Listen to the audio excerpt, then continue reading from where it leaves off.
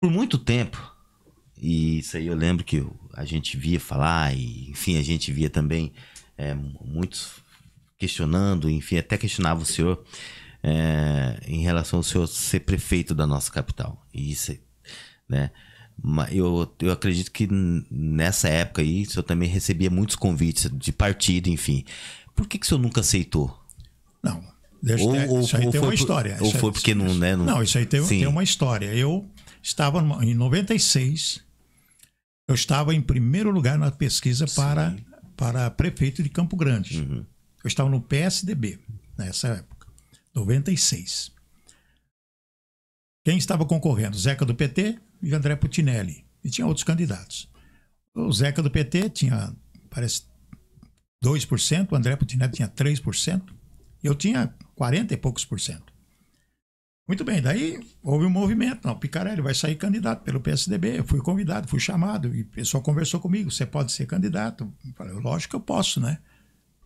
Eu estou aí à disposição do partido. Uhum. Mas questões políticas sempre acontecem de coligação. Aí o partido achou por bem que eu deveria sair não como candidato, eu iria vice. Uhum. Que eu seria um bom vice de Levi Dias. Então seria o PSDB e o PDS, que o Levi Dias era do PDS. E o Levi Dias tinha sido já prefeito e também deputado federal, então seria uma força muito forte entre os dois partidos, né? PSDB, que eu estava, entrando como vice, e o Levi Dias seria o candidato a prefeito. Muito bem. Como eu sou o soldado do partido, eu não vou discutir, não vou brigar, não vou discutir nada. Não, eu quero ser, jamais faria isso, né? Como não fiz. Falei, não, tudo bem, saiu vice, sem problema nenhum. Eu era deputado. Se eu perder a eleição, continuo deputado. E nessa época, Magali saiu vereadora, nesse mesmo período. Muito bem, como questão política, quando saiu a pesquisa, a gente tinha quase 50% de aprovação, e os outros tinham lá embaixo. Campanha é um negócio muito esquisito. Durante os 3 meses de campanha, muita coisa pode acontecer. Muita água corre por baixo da ponte. Muito bem, eu não sei quem, culpado eu não fui. Muito pelo contrário, eu fiz tudo que poderia ter sido feito em termos de campanha, de reuniões, tudo. E o Levi fez a parte dele também. Só que no decorrer desse período, alguma coisa aconteceu com o André Putinelli e com o Zeca do PT. A militância do PT é muito forte. Sim. E a militância do MDB também, naquela época, era muito forte. Então eles foram para a rua, foram brigar. Eu lembro. E nós não tínhamos estrutura, o PSDB não tinha estrutura política de militância, nem o PDS, para enfrentar duas forças políticas, que eram o MDB e o PT. O que aconteceu? Ficamos em terceiro lugar. Foi para a disputa no segundo turno, o Zeca e o André. E o André ganhou por 411 votos, porque a Nhanduí fez ele ganhar a eleição lá. Foi um fato histórico.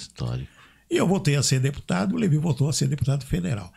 Eu não quis mais nenhum tipo de ser nem vice, nem candidato a majoritário. Falei, não, vou ficar quieto no meu canto.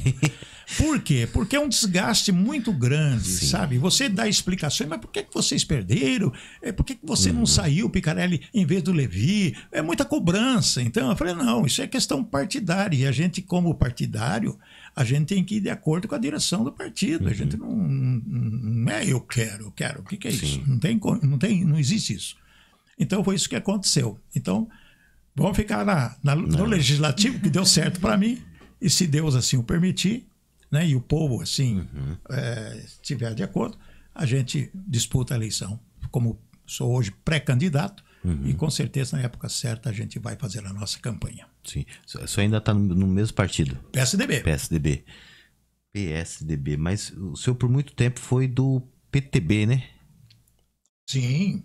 Eu tive no PTB, PFL.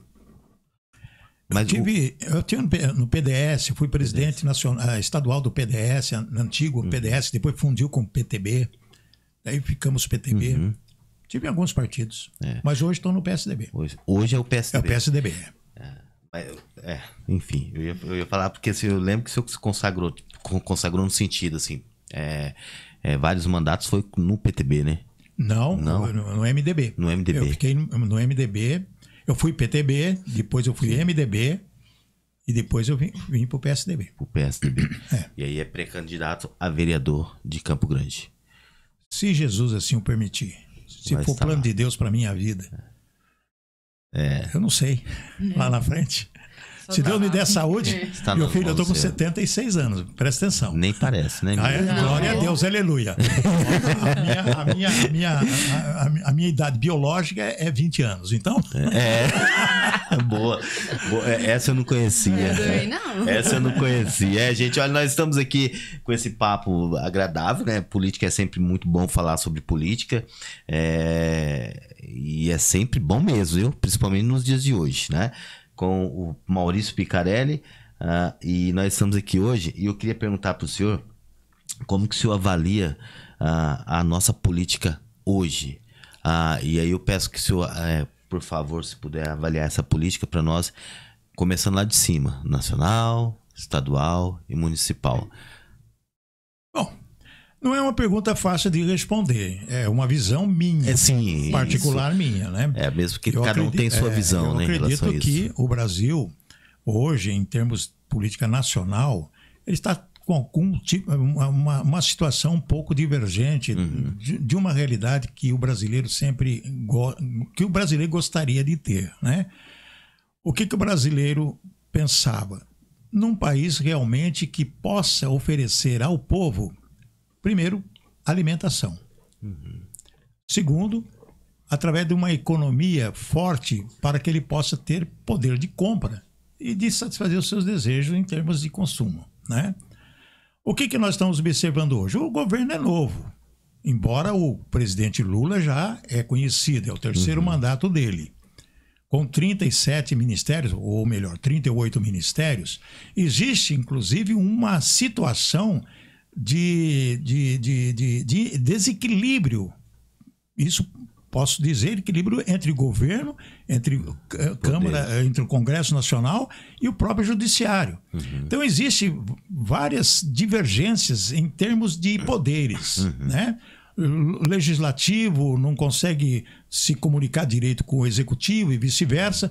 O judiciário, às vezes, passa a legislar também em algumas situações. Então, é algo que ainda está num embrião de consolidar a democracia no Brasil. Muitas pessoas dizem assim, o Brasil não é mais uma democracia. É, sim, porque nós temos liberdade de culto, nós temos liberdade de ir e vir. Você tiver dinheiro, você compra. Se não tiver dinheiro, você não compra. Se você quiser passear, você passeia. Vai nos aeroportos, superlotados, voo para tudo quanto é lado. Então, nós temos direitos estabelecidos pela Constituição, que às vezes é quebrada ou mal interpretada por algumas autoridades do país, posso dizer do Executivo, do Legislativo e do Judiciário, mas o brasileiro ele está tocando a vida. O que vai acontecer lá na frente, só Deus sabe, né? Sabe. O que nós temos que fazer é cumprir com a nossa obrigação com o Estado e cumprir com a nossa obrigação, principalmente com as coisas divinas, se você é cristão, se você depende de Deus, se você é cristão e a lei de Deus é superior a todas as outras demais leis.